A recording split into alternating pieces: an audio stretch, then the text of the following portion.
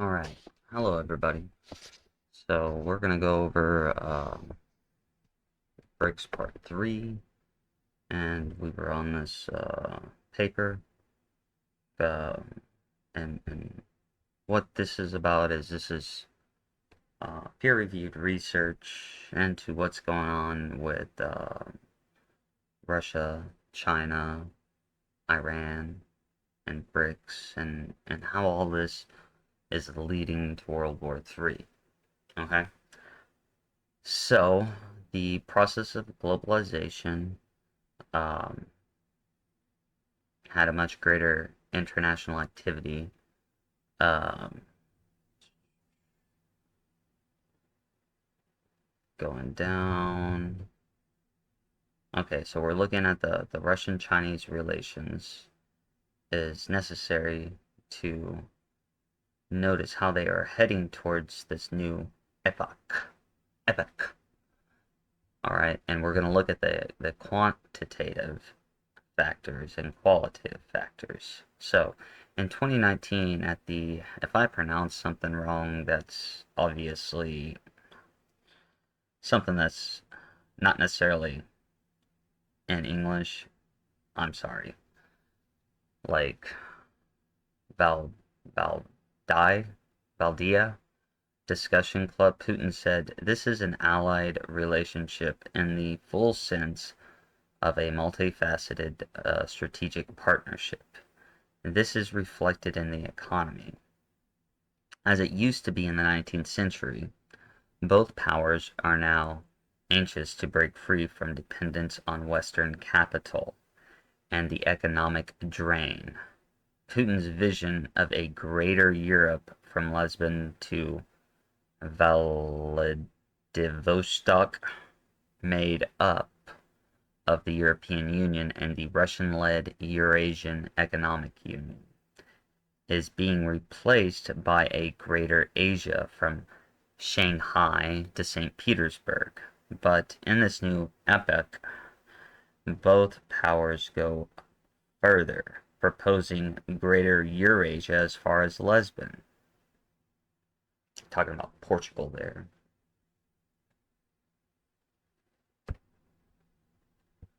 For those that don't know. Okay. So, when it comes to the quantitative factors, Russia's trade turnover with the PRC in 2012 and 2013 amounted to 89 billion US dollars. In 2014, it reached 95 billion, which is six more times in 2003. With the overall investment in USD 13.6 billion in the Russian economy, China was ranked second on the list of external investors. In May 2015, Moscow and Beijing announced that the trade turnover between them would increase to 1 billion USD in 2015 and 200 billion in 2020. It's already known that these were too optimistic forecasts because in 2015 there was a collapse, and only a slow increase was observed. In 2016, the value of exchange was 70 billion. In 2017, 84 billion. In 2018, the turnover amounted to 108 billion. China is Russia's largest trading partner, while Russia ranks only 10th on the Chinese list of partners. And the US is the leader of China during this time. I'm not sure what it is right now, but we're talking about the past here. And then over 75% of Russian exports to the PRC are raw materials, especially crude oil, wood, and coal.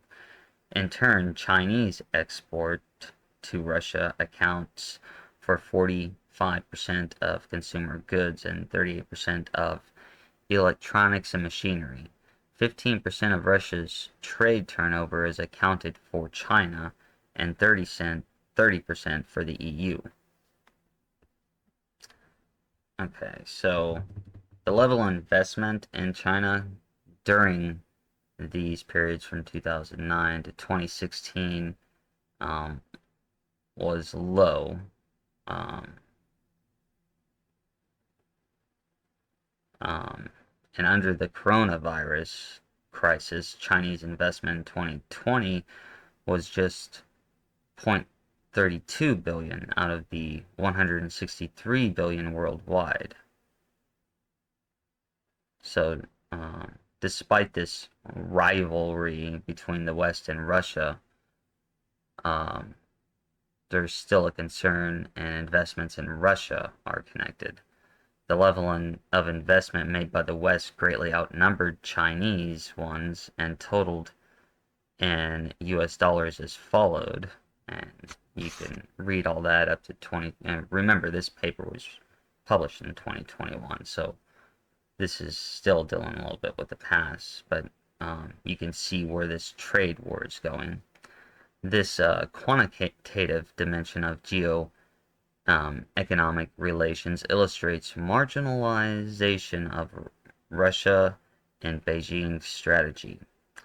From this point of view, Chinese reluctance to strengthen Russian economy with greater investments is remarkable. It is likely that Chinese entrepreneurs and state-owned companies are rather reserved or cautious and refrain from investing in Russia, especially in its financial sector, which is also relative to Western sanctions. On the other hand, symptomatic was the signing of a 10-year negotiated contract for the supply of Russian gas to China shortly after the outbreak of the Ukrainian crisis in 2014, 1 year before it was established that Russia will also supply 46 million tons of oil annually to China over the next 25 years. Russia and China are also tightening cooperation in the field of nuclear energy.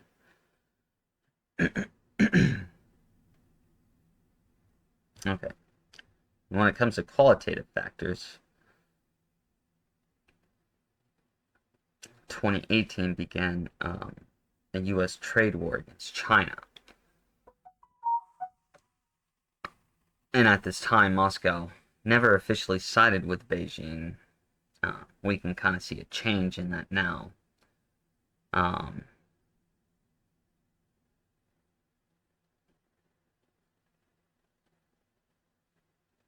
So, and the guy points out that, Russia sided with China in the first digital war. And a lot of this is going to come important because the next paper I'm going to talk about talks about business warfare. Russia decided to use Huawei, which is probably a mistake. Because we know how those back doors that China has in their technology.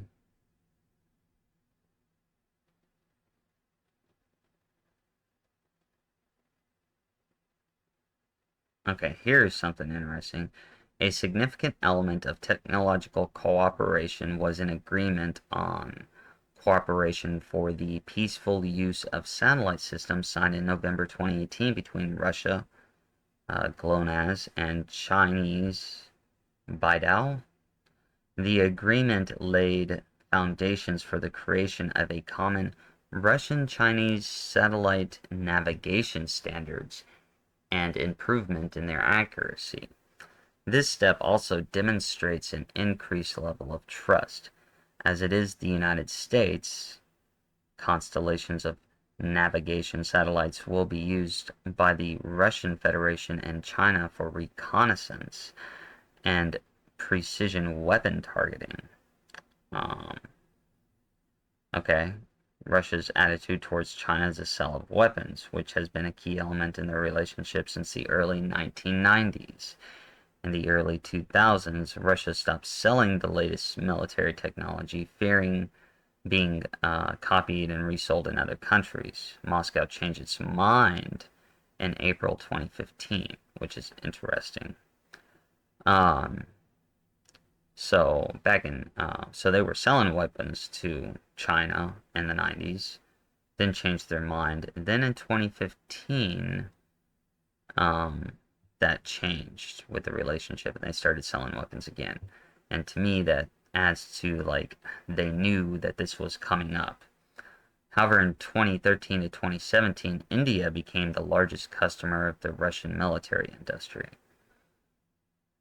with 35% of Russian arms going to India as opposed to 12% to China.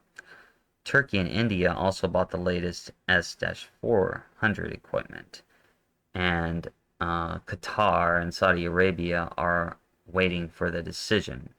Although China was the first to buy Russia's most advanced Su-35 combat aircraft, Indonesia, Egypt, and India are also thinking about the purchase. As for Russian arms sales to China, it is becoming an asset that balances Beijing's economic advantages. The two countries can complement each other. Okay, in the sphere of geoeconomics, currency is a strategic resource. Okay, the motor, and this is where we're getting into this economic collapse that we're coming into. The motor for the United States hegemony is the ability to control the dollar as the world's currency. That is why it is so important that both Russia and China are moving towards de-dollarization. The Russian central bank drastically reduced the share of the US dollar in its international reserves, reducing it to 34.4%. Okay, this is very important. At the same time, the share of euro and the Chinese yuan increased to 32% and 14.7% respectively. Russia now has almost 10 times more yuan or won than the average of other central banks, which is about a quarter of the world's total won reserves. But without the slightest doubt, the Chinese activity is a decisive factor in the direction towards de-dollarization. 2021 brings the digital yuan, a central bank currency based on blockchain technology and cryptographic technologies. Its aim is to increase the circulation and its international reach, along with the hope of making it a global currency. Okay. Okay, now it talks about the US and EU prove that it can be used for geopolitical purpose. A good example is an attack on Iran. And now we're talking about the Swiss system.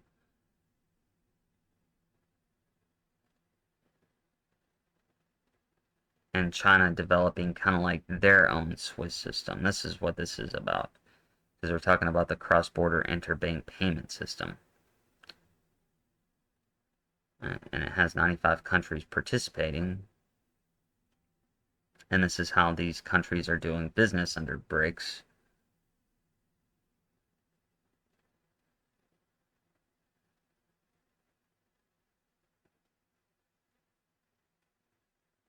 And it's kind of weird that Japan is afraid of China, but they're using their CIPS system, which is interesting.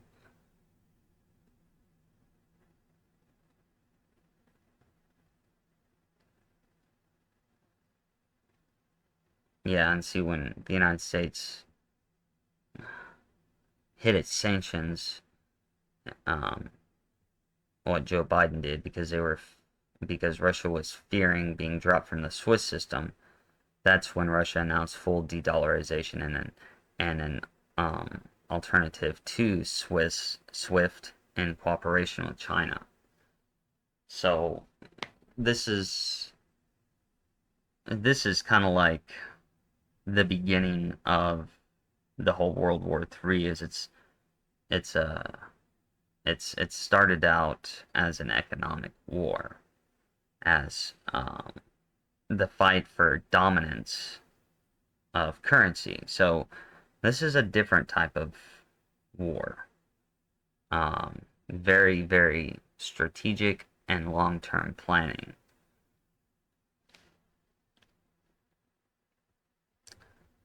So,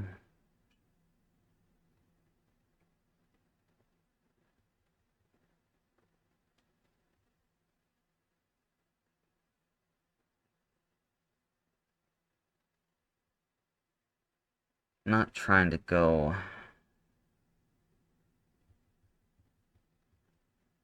verbatim here. I'm not trying to read this whole thing.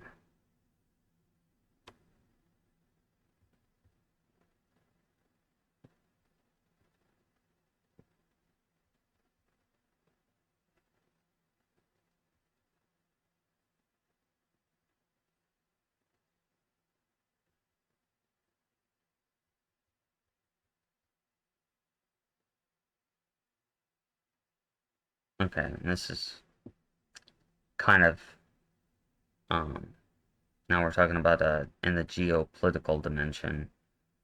Um,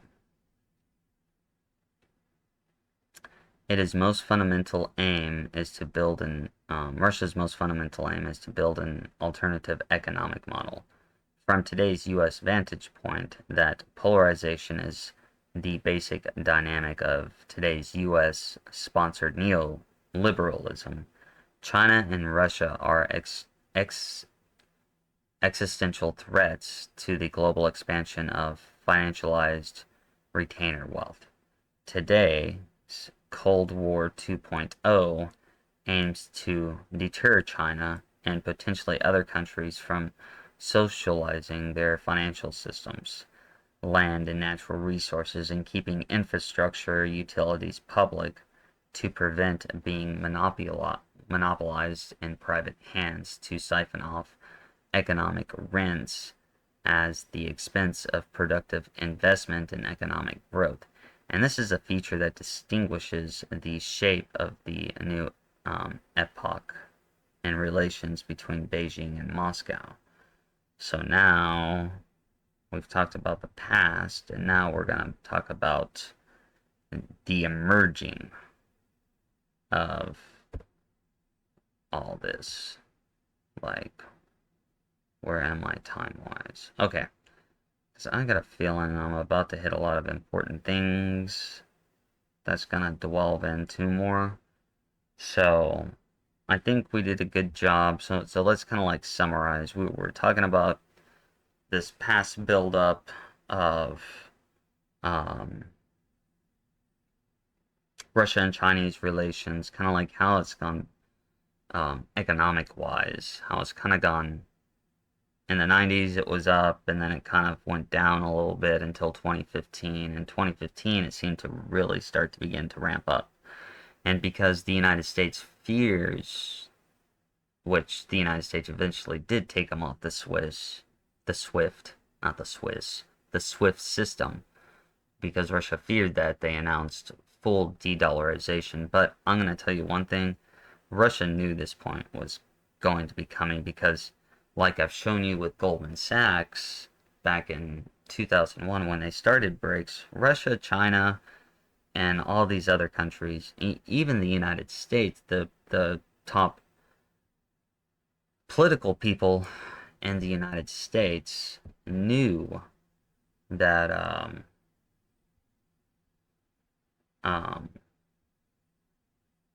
all this was going to be going down. Um, so, and this, as you can see, as I'm showing you, all this has been planned for a very, very long time. It started with Goldman Sachs, and they even created that paper that I showed you about building better economics and how they know that Brics is they've invested, the elite have invested in Brics in China and, believe it or not, Russia and Iran, um, to build them up to fight the United States. I mean, think about all that cash money that Obama sent Iran. Um, Iran and Russia have been working together for a while, and so have China and Russia. and they've just kind of held it in a way underneath and not mainstream, um, so as to maybe possibly avoid U.S. sanctions. But the United States, they knew all this was going on in the background, um, because they knew it was the plan. They knew it was a plan coming up to, um, that World War III was going to happen. All that had been planned. That's why all this is going on. All this has been planned to destroy the American dollar and to turn the United States into a third world country, because that's the first step in war. Well, and in their case, and why is destroying our economy like the most important thing right now to Russia and China and Iran? Because if we're not the top dollar in currency in the world, which we're getting close to being dethroned, and then how are we going to fund war? Because once we are not the top cheese in the world, all of our debts are called in. And that's when the United States goes belly up. Because if all of our debts get called in, we cannot pay that. The only thing that allows us to print as much money as we can is because we are the #1 head honcho in the world. And that's one reason why we need to get off this fiat system. But on another way, it's also hard to fund a war on gold. So I don't exactly know. I mean, I guess maybe we will be funding the war in gold, because I know that the economy has to be collapsing soon. And Russia is going to be coming into that. They're not going to stop at Ukraine. And anybody who thinks they're going to stop at Ukraine, you're not really truly seeing what's going on. And maybe they don't even have to invade Europe. Maybe Europe by that time, with after they're sending troops to Ukraine right now, like after Ukraine's destroyed, maybe Poland stands in the way. Like I said, Eastern Europe is, and they're going to have casualties like no other. But the other countries, like if they get past Eastern Europe, Europe might surrender and accept China and Russia dominance. They'll still have their countries, but instead of working deals with the United States, they'll be working their world policy through China and Russia and Iran. And you'll see a lot more Islamic terrorist attacks too, because that's the new religion that's supposed to come about.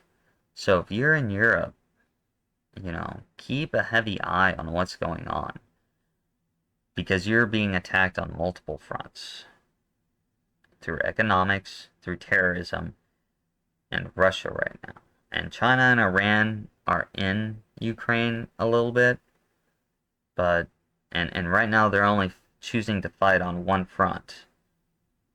Well, no, they're fighting on two fronts, because now they've involved Israel. And here soon, China will be going after other countries. Probably Taiwan is my guess first. Okay. So, I hope that brought you a little history lesson before we move on forward. And, well, with China and Russia and Iran and other nations like Saudi Arabia, how Saudi Arabia is now allied with China. They've definitely ditched us. So things are adding up, things are building up, and I believe we've already hit that point of no return, and World War III is just bound to happen. So, I'm gonna let you go with this. I've talked for about 25 minutes. So we will continue this um, next Tuesday. If you have any questions about anything I talked about, let me know. Or, put it in the comments or wherever you see this on my other um, sites that I'm on. And peace out. And this has been a Fuck World War III production.